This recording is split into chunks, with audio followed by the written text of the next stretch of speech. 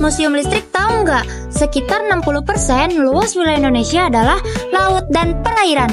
Oleh karena itu, potensi energi yang berasal dari tenaga air di Indonesia cukup besar loh.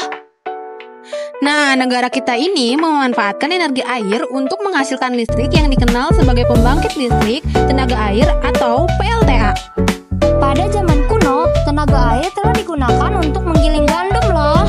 Pada pertengahan 1770, Bernard Torres de Belidor, seorang insinyur berkebangsaan Prancis, mempublikasikan buku berjudul Arsitektur Hidrolik yang berisi penjelasan tentang mesin-mesin hidrolik dengan sumbu vertikal dan sumbu horizontal. Kemudian pada tahun 1878, pembangkit listrik air pertama di dunia dikembangkan oleh insinyur berkebangsaan Inggris bernama William George Armstrong. Nah, ada juga beberapa contoh peran energi dalam kehidupan, yaitu menopang aktivitas rumah tangga seperti pancuran mandi, keran air, mesin cuci, dan sistem saluran air bersih. Ada juga digunakan dalam pertanian seperti menyiram tanaman, membantu proses pertumbuhan dan hasil panen.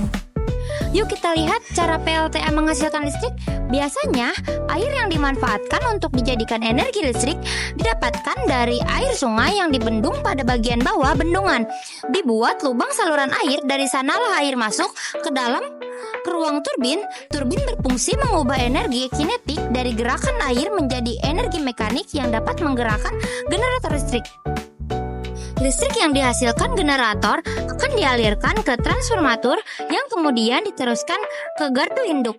Energi listrik yang berasal dari energi kinetik air disebut hidroelektrik. Kalian tahu nggak, Indonesia memiliki PLTA yang sangat banyak dan menjadi PLTA terbesar nomor 2 se-Asia Tenggara loh. Nah, ini dia cara kerjanya. Energi kinetik lainnya yang menggerakkan suatu turbin, dan dengan adanya generator pembangkit energi mekanis dari turbin bisa menjadi energi listrik. Listrik yang dihasilkan oleh pembangkit kemudian dikirim melalui jaringan saluran udara tegangan ekstra tinggi yang biasa kita sebut dengan stage yang menuju gardu induk.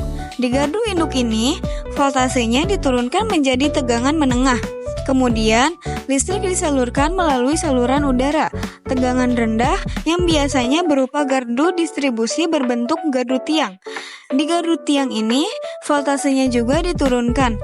Lalu, listrik disalurkan keluar rumah. Ketika listrik sudah sampai di rumah kita, baru deh kita bisa asyik nonton TV. Letak PLTA terbesar di Waduk Cirata, Jawa Barat. Waduk Cirata memiliki luas mencapai 6.200 hektar. Pembangkit listrik tenaga air berkapasitas 1.008 watt ini telah beroperasi sejak tahun 1988. Cara mendapatkan energi listriknya adalah memanfaatkan aliran Sungai Citarum yang melewati terowongan sepanjang 640 meter yang berada di dalam tanah, sehingga dapat menggerakkan turbin di 8 unit turbin PLTA Cirata. PLTA Cirata dapat menghasilkan daya listrik hingga mencapai 1.428 gigawatt per tahun atau setara dengan menggunakan 428 ton bahan bakar minyak untuk unit pembangkitan diesel. Selanjutnya, listrik dialirkan ke seluruh Jawa, Madura, dan Bali. Ini dia kelebihan dari pembangkit listrik tenaga air, sahabat. Bebas dari gas berbahaya yang mencemari udara karena pembangkit listrik ini menggunakan sumber air sebagai sumber energi pertamanya. Jadi, udara yang kita hirup tetap bersih dan sehat ya. Kekurangannya adalah lokasi yang akan dijadikan sebagai tempat pembangunan PLTA masih sangat terbatas karena kita harus mempertimbangkan banyak hal, mulai dari debit airnya apakah sesuai atau tidak, kemiringan apakah tepat, dan lokasinya mudah diakses atau tidak. Jika lokasinya berada jauh dari kota, diperlukan instalasi kabel listrik yang cukup panjang. Selain itu, dibutuhkan bendungan untuk menyimpang sumber air. Hal ini dapat merusak rantai makanan yang ada di sekitar pembangkit listrik. Belum lagi dengan adanya resiko banjir dan tanah longsor. Itu tadi pengenalan pembangkit listrik tenaga air kita.